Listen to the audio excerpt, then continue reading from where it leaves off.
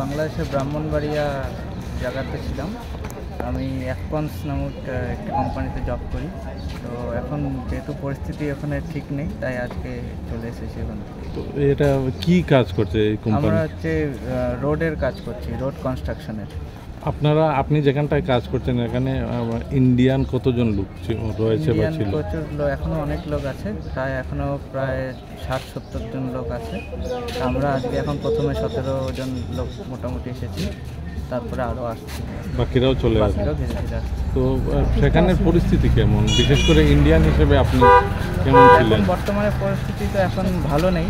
এখন আমরা যেহেতু ক্যাম্পে ছিলাম, আমাদের এলাকার মধ্যে তেমন কিছু একটা হয়নি, কিন্তু আশেপাশের থেকে যা খবর পাচ্ছিলাম সেই হিসেবে পরিস্থিতি ওখানে যে লোকাল পুলিশ স্টেশন সেগুলো জ্বালিয়ে দেওয়া হয়েছে, এসব করছে আর কি।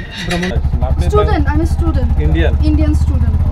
তো পরিস্থিতি কেমন? পরিস্থিতি আছে এখনো, চলছে এখন যা চলে যেভাবে হওয়ার। আপনি কোথায় পড়াশোনা করছেন? আমি কলকাতাতে পড়াশোনা করছি। কলকাতাতে? তো বাংলাদেশে কেন? না, আমি বাংলাদেশি, কিন্তু আমি কলকাতাতে পড়াশোনা করি। তো আমার এখন ক্যাম্পাস খুলে যাবে, তাই আসতে হচ্ছে আর কি। টিকিট অনেক আগেই কাটা ছিল, কিন্তু এর মধ্যে এসব হয়ে যাবে এটা হচ্ছে থিঙ্ক করা যায়নি। তাই তো আপনি তো এখন নিশ্চিত পরিবারের জন্য চিন্তা হবে না?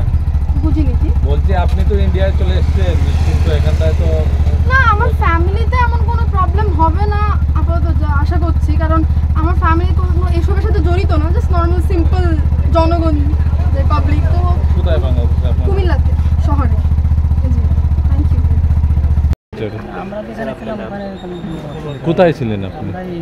আশুরাতে, নারায়ণ, তো ব্রাহ্মণবাড়িয়ার দিকে অনেকটাই গ্রামের দিকে ছিলাম। কাজ বন্ধ, আপাতত সিচুয়েশন নর্মাল না গাড়ি ঘোড়া চলে যায়। গাড়ি ঘোড়া আজ থেকে চলতেছে, তাও নর্মালি আছে। আপনি কি কি উদ্দেশ্যে আগরতলায় এসেছেন আপনারা? আমরা চিকিৎসার জন্য আসছি। তো এখন তো আমরা জানি যে এই দিকটা অনেকটাই ভিড়ভাড় থাকে। আজকে কেমন দেখলেন ল্যান্ডপোর্টে লোক কেমন রয়েছে? আছে মোটামুটি, অন্যান্য সময়ের তুলনায় একটু কম। আর নিরাপত্তা ব্যবস্থা এখন কেমন? হ্যাঁ, ভালোই আছে।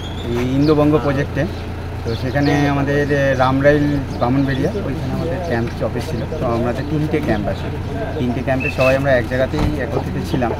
ক্যাম্পে কোনো রকম ঝামেলা হয়নি, কিন্তু আশেপাশের অঞ্চলে অনেক জায়গায় অনেক অপ্রীতিকর, অনেক ঝামেলা, অনেক ঝঞ্ঝাট হয়েছে।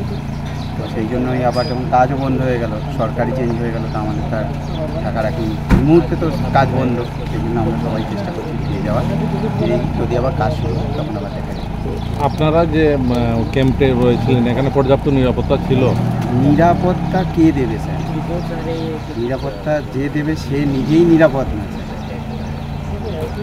নিরাপত্তা সেরকমভাবে শুরুতে ছিল, প্রথম দিকে আগের 2 সপ্তাহ ছিল, তারপর লাস্টে 3-4 দিন নিরাপত্তা নিজেই নিরাপত্তাহীনতায় পড়ছে। অনিশ্চিত হয়ে গেল প্রকল্প। এখন প্রজেক্ট এখন কী করবে, নতুন সরকার এসে প্রজেক্ট করে, তাদের প্রজেক্ট হবে, তখন আবার আমরা ইন্ডিয়ান কোম্পানি দেখতে পেলে ওরা রেগে যাবে, চিৎকার। বাকি আর ওদের কোনো ইস্যু নেই।